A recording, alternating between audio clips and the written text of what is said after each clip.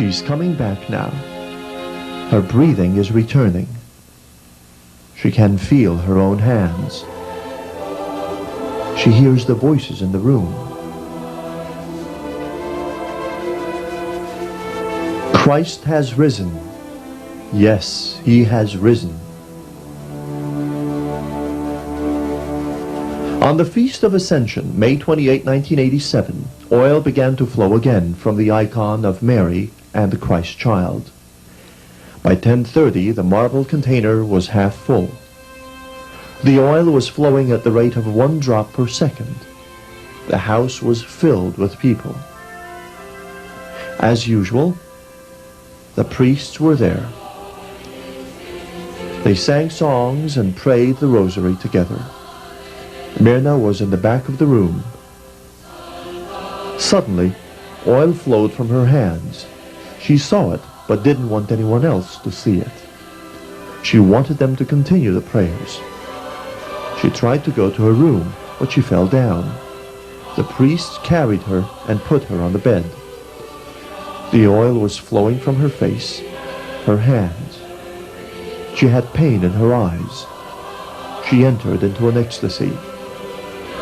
She saw Christ in white. He simply said, "Love one another and pray with faith."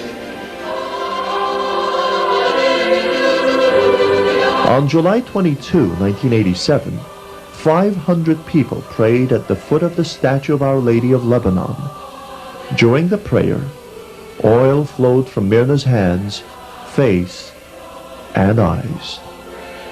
She went into another ecstasy. She saw the bright light. It was so bright, it was as if light came from inside her eyes. She could see nothing but the light. She heard a voice. It was a strong voice. It was not like the voice of Christ, but much stronger.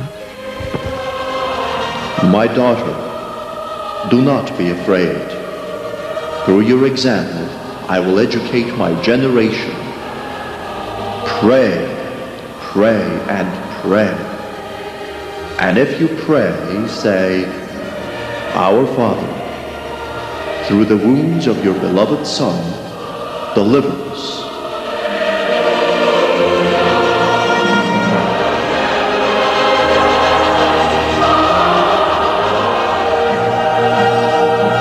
On July 28, 1987, Myrna was again invited to Lebanon. A procession was organized to honor Our Lady of Soufanieh. Myrna and Nicholas marched with them. As she marched, oil burst out of her face and hands. She felt weak. Nicholas had to hold her. They placed her in a chair and she fell into an ecstasy. She saw a ball of light. The figure of a man was in the light. She could only make out his outline and face. It was Christ. Christ blessed the crowd. She heard no words.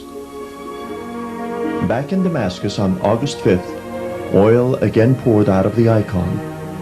There was so much oil, it filled the marble bowl. This is one of the very few times that cameras have filmed the oil dripping from the icon.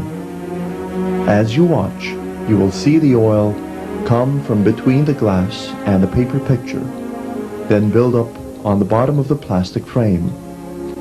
This oil came at the rate of 1 drop every 30 seconds and continued all day.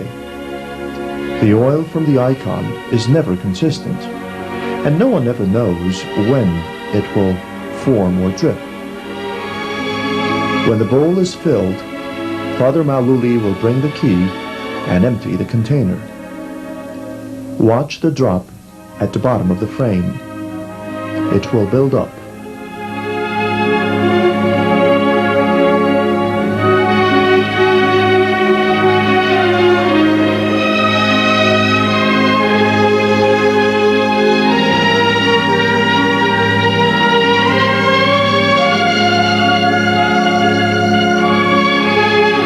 It will build up and then drop into the bowl.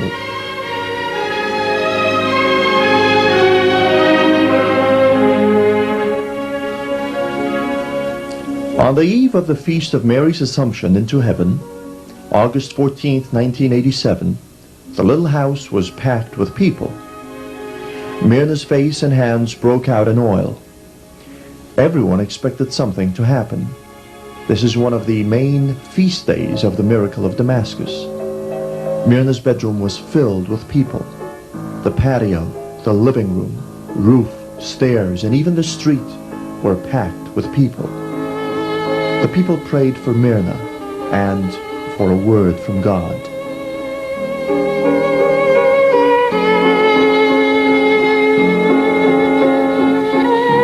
Oil came from her eyes. They began to burn like fire. She was in great pain. Myrna will no longer try to dig at her eyes. She has come to know that this will only make it worse. However, it takes great restraint on her part to keep from rubbing them. Father Maululi is next to her, consoling her with the knowledge that she's about to see Christ. For when oil comes from inside her eyes, it is a sign she will see Christ. Myrna cries out to Our Lady to help her. Oh Mother, take it away. Take it away. God, let your will be done.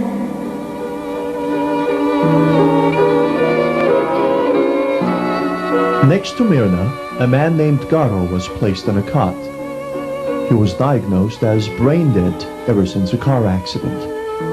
He had no brain waves. All medical hope of recovery was gone. During the ecstasy, he was cured. He was cured without Myrna's prayers. His cure was simply by being in the room. He could not even pray for himself. He was cured anyway.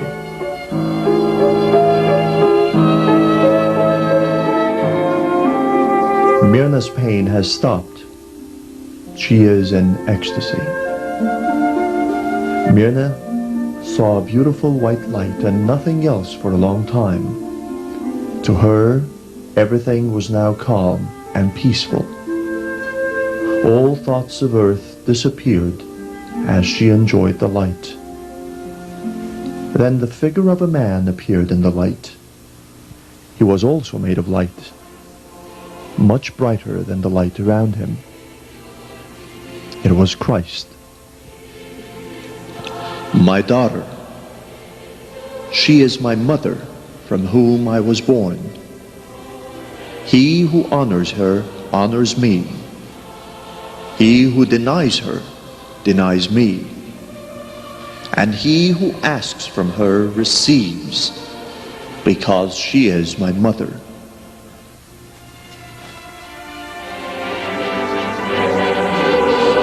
Father Maululi waited for her to come back to earth. She woke up and could hear the Father, but she couldn't see anything except the beautiful white light. The doctors continued to examine and to investigate. She must come back from the vision of Christ very slowly, or the contrast between the light and the dark will be too much for her to handle. She can now hear the voices of the people and the prayers, but it is only the beautiful white light that she sees.